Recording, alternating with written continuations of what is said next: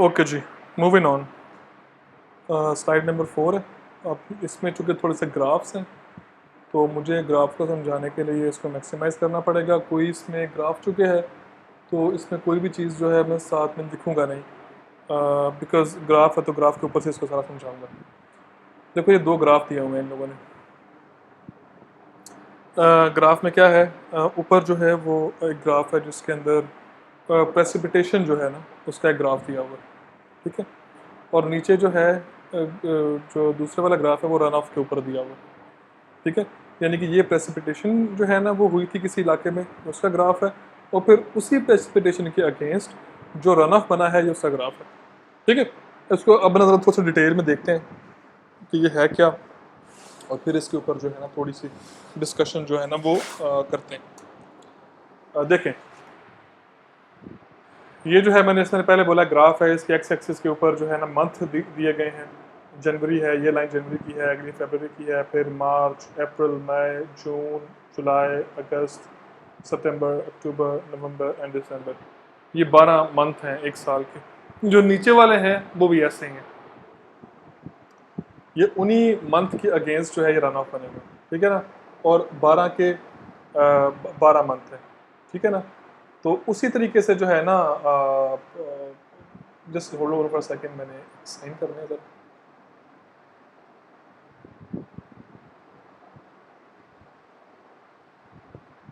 Okay, अच्छा, अब ये इसी तरीके से जो है ना ये 12 के 12 के जो मंथ है ना, ये उसका रन ऑफ का ये वाला ग्राफ है। अच्छा, अब आप चेक करो कि जनवरी के अंदर बारिश कितनी हुई, क्योंकि पूछे आपसे कितनी डेप्थ की बारिश हुई है। आपसे पूछे पूरे जनवरी के महीने में जो बारिशें हुई है ना, उनकी सबकी अगर डेप्थ को जो है ना मैं ऐड करूं तो ऑलमोस्ट 3.5 जो है ना इंच बनती है, ठीक है। 3.3 या 2 इंच बनती है, इतना ही 3.2। फिर फरवरी का महीना है, इसमें ऑलमोस्ट 3.5 बनती है। फिर जो है ना अगला महीना मार्च का है, मार्च में 3.7। फिर अप्रैल के अंदर 4। ऐसे तकरीबन जो है ना डेप्थ बन रही है, ठीक है। अब ये रेनफॉल की जो है ना डेप्थ है, इनके नीचे जो है वो क्या है, इनके नीचे एक ग्राफ गिवन है। और ये क्या है, ये वो रेनफॉल है, ये वो रेनफॉल की डेप्थ है जिसकी इंटेंसिटी 25 मिलीमीटर पर आवर से ज़्यादा थी। ये वो रेनफॉल की डेप्थ है जिसकी इंटेंसिटी 25 मिलीमीटर पर आवर से ज़्यादा थी। मिसाल के तौर पे जी, जी जैसे ना मैं मिसाल देता हूँ आपको। ये जो है ना जुलाई का महीना, जून का महीना सॉरी, इसमें कितनी जी टोटल कितनी डेप्थ थी जी रेनफॉल की, जी ऑलमोस्ट 4.5। इसी मंथ के अंदर जो वो रेनफॉल जिसकी इंटेंसिटी 25 मिलीमीटर पर आवर से ज़्यादा थी, उसकी कितनी है जी ऑलमोस्ट 1.2। यानी कि 4.5 में से 1.2 जो है, जो रेनफॉल की डेप्थ बनी है वो किस रेनफॉल से बनी है जिसकी इंटेंसिटी 25 मिलीमीटर पर आवर से ज़्यादा थी। आई होप कि इसमें कोई ऐसा इशू नहीं होगा, ठीक है। दूसरा, नीचे की तरफ आओ जरा। नीचे जो है ना इसी के अगेंस्ट जो है वो रन ऑफ जो बना हुआ है वो है। देखो, अब जनवरी के महीने में कितना रन ऑफ बना, रन ऑफ की डेप्थ जब नहीं कि पानी के फ्लो की डेप्थ कितनी थी, 2 इंच, ठीक है। फरवरी के महीने में कितनी थी जनाब, ऑलमोस्ट 2.8 इंच, ठीक है। फिर मार्च के महीने में कितनी थी जी, ऑलमोस्ट 2.2 इंच। इस तरीके से जो है ना रन ऑफ की डेप्थ है ये वाली। अब बंदा पूछे कि देखो ये 3.3 मिलीमीटर की बारिश, इंच की बारिश हुई है और रन ऑफ की डेप्थ सिर्फ 2.2 है। बाकी एक जो इंच की डेप्थ है वो कहाँ गई, तो वो कहाँ गई, वो लॉसेस में गई है। उस वो पानी कुछ इन्फिल्ट्रेट कर गया हुआ है और कुछ जो है वो क्या कर गया हुआ है, एवेपोरेट कर गया हुआ है। ये बातें आपने याद रखनी है। ग्राफ ये बहुत इंपॉर्टेंट है, इसके बारे में एक सवाल लाजमी आएगा एग्जाम के अंदर, ठीक है। बहुत जरूरी है इसको समझना। अब मैं लिख नहीं रहा हूँ क्योंकि ये चूंकि ग्राफ है एग्जैक्टली, तो मैं इसके ऊपर से ही इसको समझाऊंगा। इसमें लिखने वाली कोई ऐसी बात है नहीं, ठीक हो गया। अच्छा, फिर इसी तरीके से जो है ना फरवरी के अंदर देखे तो तकरीबन 2.8 इंच जो है ना वो डेप्थ थी रन ऑफ की, जबकि बारिश की कितनी डेप्थ थी इसी मंथ के अंदर, 3.5 इंच। मतलब ऑलमोस्ट जो है ना वो चीज़ें जो है ना वो हो रही हैं। बाकी कहाँ गया पानी, बाकी जी चला गया लॉसेस के अंदर, ऐसे ही। अच्छा, अब ये जो नीचे वाला जो है ना ये क्या है, ये उस रन ऑफ की डेप्थ है जो रन ऑफ जो है 0.8 हेक्टेयर, या मतलब ऑलमोस्ट 2 एकड़ होता है, या 2 एकड़ के एरिए का के ऊपर जो है ना जो अकर हुआ, ठीक है। ये वो रन ऑफ है जो 2 एकड़ के एरिया से जो है वो जनरेट हुआ है। क्लियर है ये वाली बात? सिंपल है, इसमें कोई ऐसी इशू वाली बात नहीं है। अच्छा, अब यानी कि बारिश जो जो पानी बना है ये वाला, ये 2 एकड़ या उस 2 एकड़ के एरिया से जो है ना वो ये पानी जो है ये बना है, ठीक है ना। और फिर ये किससे बना है? ये है जी 7000 एकड़ से, यानी कि ऑलमोस्ट जो है ना वो 27 स्क्वायर माइल एरिया का ये वाला है, इनसे 2 एकड़ का जो है ना वो ये बन रहा है, ठीक है। यानी कि एक तरह से बोलो कि टोटल जो वाटर शेड है उसका कितना एरिया है? 7000 एकड़। यानी कि वाटर शेड कितना बड़ा है? 7000 एकड़। ये अच्छा खासा एरिया होता है। और उनमें से जो 2 एकड़ का ग्राफ बन रहा है वो क्या है? वो ये बन रहा है, सिंपल। अब जरा अंदाजा करो छोटा सा, वो क्या है? वो ये है कि देखें जी, आप जरा चेक करो कि पीक जो है रन ऑफ की वो बन रही है फरवरी के अंदर, जबकि रेनफॉल जो है ना वो जाके जून के अंदर उसकी पीक बन रही है। ये बीच वाले मंथ कहाँ गए? देखो ना, हम तो कहते हैं जब बारिश होती है ना तो पीक रन ऑफ तो जो है ना बारिश ही बारिश ही लेके आनी चाहिए, लेकिन क्या हो रहा है कि पीक रन ऑफ यहाँ बन रही है, उसके अगेंस्ट जो फ्लो बन रहा है उसकी पीक यहाँ बन रही है। ये बहुत इंपॉर्टेंट सवाल है। ये क्यों ऐसा बन रहा है कि ये फरवरी के अंदर है और ये जो है ना आपके पास जाके जनाब मार्च में जून में आ रही है? जून में इतनी कम रन ऑफ क्यों है और फरवरी के अंदर, जबकि बारिश जो है वो जून से कम है लेकिन जो रन ऑफ है वो पीक पे है? इसका बहुत सिंपल सा जवाब है। देखो, जून के अंदर जो है गर्मी सख्त होती है, ठीक है ना, और सॉइल के अंदर से सारा मॉइस्चर जो है निकल गया होता है। जितनी बारिश बनेगी वो पहले ज़मीन एब्जॉर्ब करेगी, सही है। अब चूंकि फरवरी के अंदर इतनी गर्मी नहीं होती है और जो रन ऑफ जो सॉइल ऑलरेडी जो है ना क्या होगी? सेचुरेट होगी, सही है। ऑलरेडी उसमें कुछ ना कुछ पानी होगा, तो जब आप उस बारिश होगी तो फ़ौरन से पहले रन ऑफ में जो है ना वो कन्वर्ट हो जाएगी। जबकि जून के अंदर रन ऑफ बनने में देर लगती है। रीज़न बीइंग कि जब बारिश आएगी पहले जो है ना वो किसको जो है सेचुरेट करेगी? वो सॉइल को सेचुरेट करेगी, उसके बाद जो है ना वो रन ऑफ बनाएगी। इस वजह से जून का जो रन ऑफ है ना ये क्या है? ये कम है। मैंने इस स्लाइड के अंदर कम से कम 3 MCQs बताए हैं आपको, आपने उनको बहुत ज़रूरी जो है ना वो समझना है। और इसमें कोई मसला हो तो आपने मुझसे सवाल करना है, बहुत सिंपल सा ग्राफ है, इसमें किसी इशू वाली बात नहीं है, ठीक है। Next, design run of rates. कहते हैं कि किसी भी वाटर शेड में से कितना रन ऑफ जनरेट हो सकता है वो फाइंड करने के 5 तरीके हैं। यानी कि किसी भी वाटर शेड में से कितना रन ऑफ जनरेट हो सकता है उसको फाइंड करने के 5 तरीके हैं। पहला क्या है? Rational method. दूसरा, सॉइल कंजर्वेशन सर्विस मेथड। तीसरा, फ्लड फ्रीक्वेंसी एनालिसिस मेथड। चौथा, computer prediction of run of, यानी कि आप कंप्यूटर से भी जो है रन ऑफ को प्रिडिक्ट कर सकते हो। और आखिरी जो है ना वो कुछ थोड़े बहुत अदर मेथड्स हैं जिनके अंदर आप इंस्ट्रूमेंट्स को यूज़ करते हो और जो है अंदाज़ा लगाते हो आप वही कितना जो है रन ऑफ करने का, ठीक है। अब इन मेथड्स में से जो पॉपुलरली यूज मेथड्स हैं हम वो भी आने वाले स्लाइड्स के अंदर जो है उसको पढ़ेंगे, ठीक है। पहला जो है वो मेथड वो कौन सा है? वो है रैशनल मेथड, ठीक है। ऐसे पहला रैशनल था, तो पहला जो है मेथड जो डिस्कस किया गया है वो भी रैशनल मेथड है। रैशनल मेथड करता क्या है? ये जनाब साहब बताता है कि आपके वाटर शेड में से जो है वो कितना फ्लो जो है, यानी कि जो पीक है रन ऑफ की उसको जो है ये बताएगा कि कितना रन ऑफ जो है, मैक्सिमम रन ऑफ जो है आपके वाटर शेड में से बन सकता है। ये मेथड बताएगा बोला, ठीक है। उस मेथड की जो इक्वेशन है वो क्या है? वो ये वाली है, Q is equal to 0.0028 CIA। ये बहुत इंपॉर्टेंट फार्मूला, इंटरव्यूज़ के अंदर लोग ये बार बार पूछते हैं और मेरी एक्सपेक्टेशंस ये हैं कि आप इस फार्मूले को कम से कम अपने जहन में रखोगे, ठीक है ना। रैशनल मेथड क्या है? Q is equal to 0.0028 CIA। Q क्या है? ये है जो रन ऑफ की पीक है, यानी कि Q जो है वो क्या है? इस ग्राफ में पूछे कि Q क्या है तो आपने बोला ये Q है, ये Q है जी, पीक रन ऑफ रेट किसी वाटर शेड का, ठीक है। अच्छा, आगे C क्या है? रन ऑफ कोएफिशिएंट, इसकी वैल्यूज जो है ना जनरली गिवन होती है। फिर I क्या है? रेनफॉल इंटेंसिटी, ठीक हो गया। रेनफॉल इंटेंसिटी है फॉर डिज़ाइन रिटर्न पीरियड, कि आपने कितने रिटर्न पीरियड के लिए जो है ना वो किसी फ्लो को आपने फाइंड करना है। पता नहीं इस बात है आपको कि रिटर्न पीरियड के अगेंस्ट जो है फ्लो फाइंड करने का मतलब क्या है?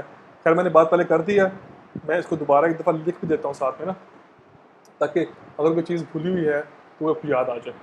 देखें, रिटर्न पीरियड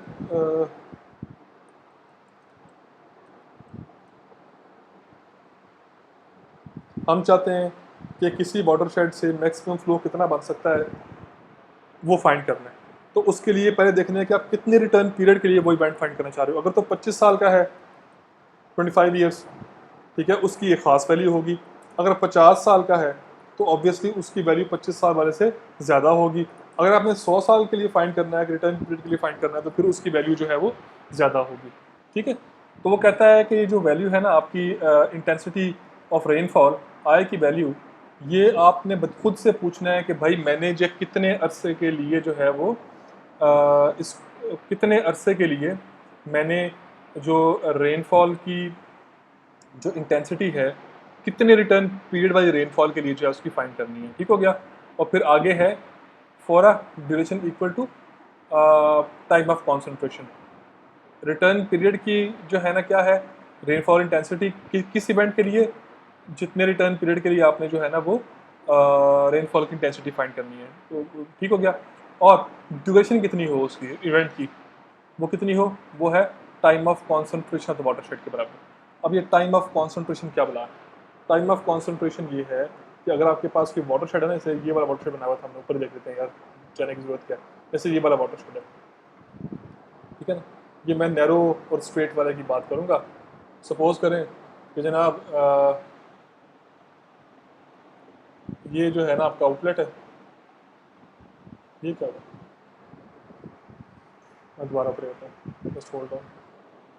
ठीक है, ये आ गया। ठीक है, अब ये आउटलेट है। अब ये जो है सबसे इसका फारदेस्ट पॉइंट जो है इस वाटरशेड का ये है। ठीक है ना, ये क्या है, ये फारदेस्ट पॉइंट है वाटरशेड का, ये सबसे दूर वाला पॉइंट है वाटरशेड का, ये वाला। ठीक है, टाइम ऑफ कॉन्सेंट्रेशन क्या होता है? टाइम ऑफ कॉन्सेंट्रेशन ये होता है कि कितना टाइम लगेगा पानी को किसी भी वाटरशेड के फारदेस्ट पॉइंट से लेके उसके आउटलेट तक पहुंचने के लिए। That is called time of concentration. Time of concentration क्या है, कितना टाइम लगेगा पानी को उस वाटरशेड के फारदेस्ट पॉइंट से लेके उसके आउटलेट तक पहुंचने के लिए। That is called time of concentration. तो अब हमने क्या सीखा? हमने ये सीखा इंटेंसिटी किस स्टॉर्म की, किस जो है ना इवेंट की फाइंड करनी है आपने, एक ऐसे इवेंट की फाइंड करनी है जिस उस रिटर्न पीरियड की इवेंट फाइंड करनी है कि जिस रिटर्न पीरियड के लिए आपने जो है वो फ्लो को फाइंड करना है। सेकेंडली, किस ड्यूरेशन का वो स्टॉर्म हो, वो जो है वो टाइम ऑफ कॉन्सेंट्रेशन के बराबर हो। ठीक हो गया। और जो ए क्या है, वो है कि वाटरशेड का एरिया इन हेक्टेयर, ये याद रखा आपने कि वो इन हेक्टेयर जो है ना वो होगा। फिर आगे टीसी, टाइम ऑफ कॉन्सेंट्रेशन जो है कैसे फाइंड करते हैं, उसका ये वाला फार्मूला है, which is equal to 0.0195 capital L raise to power 0.77 S sub G raise to power -0.385। ये है टाइम ऑफ कॉन्सेंट्रेशन। ठीक है, टाइम ऑफ कॉन्सेंट्रेशन जो है मिनट्स में आएगा। अगर आप ये जो L है, कैपिटल L है, ये बेसिकली क्या है, maximum length of flow. Maximum length of flow क्या है, यहाँ से लेके यहाँ तक का डिस्टेंस आपको वो गिवन दिया हुआ होगा अगर आपने फाइंड करना है तो। ठीक है, वाटरशेड के फारदेस्ट पॉइंट से लेके उसके आउटलेट तक का डिस्टेंस। और ये एस जी क्या है, ये है ग्रेडियंट कि उस पाथ का जो फ्लो का पाथ होना है, इस पाथ का जो स्लोप है, जो बॉटम स्लोप है वाटरशेड का, वो कितना है, तो वो वैल्यू से पुट करनी है and you will be able to find the time of concentration. ये बहुत सिंपल है, मैं इस पर ज़्यादा डिटेल जो है ना वो उसमें नहीं गया, सिंपल सा रखा है इसको मैंने। और मुझे उम्मीद है कि ये इतना कोई मसले वाली बात नहीं है, आप इसको समझ आ गई होगी। लेकिन फिर भी अगर समझ नहीं आती तो प्लीज़ डू आस्क क्वेश्चंस।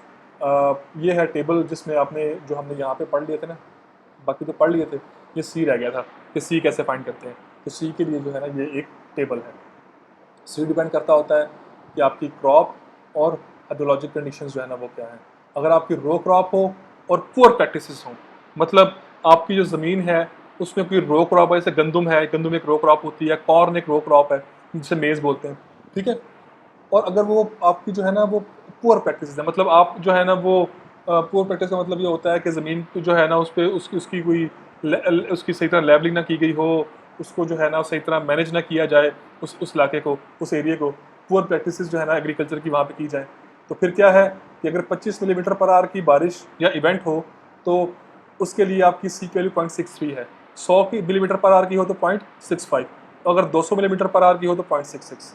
ऐसे ही अगर रो क्रॉप है और गुड प्रैक्टिस है तो फिर ये सी की वैल्यू जो है क्या हो जाएगा, ये कम हो जाएगी सी की वैल्यू। ठीक है, यानी कि आपकी पीक जो है फ्लो जो है, आपके जो क्यू की वैल्यू है, ये वाला जो पीक फ्लो है आपका, सी की वैल्यू कम होने से इसकी वैल्यू क्या हो जाएगी, कम हो जाएगी। तो अगर आपने अच्छी प्रैक्टिस रखी हुई है तो फिर क्या होगा, वैल्यू सी की कम हो जाएगी, 0.47, 0.56, 0.62। इसका मतलब ये हुआ, अगर मैं आपसे पूछूं कि हमारा डीआई खान का जो एरिया है जहाँ पे हर दफ़ा जो है फ्लैश फ्लड्स आते हैं, उनके लिए सी की वैल्यू क्या होगी, आपने बोलना सर उनके लिए सी की वैल्यू जो है हायर होगी एज़ कम्पेयर टू इस्लामाबाद, जहाँ पे बेहतर प्रैक्टिस है, वहाँ पे कि वहाँ पे ग्रीनरी भी है, उन्होंने सारा कुछ मैनेज भी करते हैं चीज़ों को वो लोग, तो वो जो है बेहतर मैनेज किया गया इलाका है। आई होप ये बात क्लियर हो। फिर आगे अगर स्मॉल ग्रेन है जैसे चना वगैरह होता है तो उसके लिए 0.38, और अगर गुड प्रैक्टिस हो तो फिर 0.18। और देखो एंड पे आके, एंड पे जो है ना वो क्या है, ये वुडलैंड मिच्योर और गुड, ठीक हो गया, कंडीशन गुड है, वुडलैंड है आपके पास और मिच्योर है वो, मतलब कि वो उसका जो है उसकी जो क्या कहना चाहिए मुझे, स्ट्रेंथ है क्रॉप की वो बेहतर है, सही है। वो एक मिच्योर जो है ना वहाँ पे क्रॉप लगी हुई है, जिसका जिसका जो ऐसे बोल लो कि जिसका तना ज़रा मजबूत है, ऐसी कोई चीज़ जो है ना वो लगी हुई है, तो वो क्या है, उसके लिए जो सी की वैल्यू है for 25 meter per hour storm, उसकी जो वैल्यू है वो कितनी है, वो है 0.02, 100 के लिए कितना है 0.1, और 200 के लिए कितना है 0.15।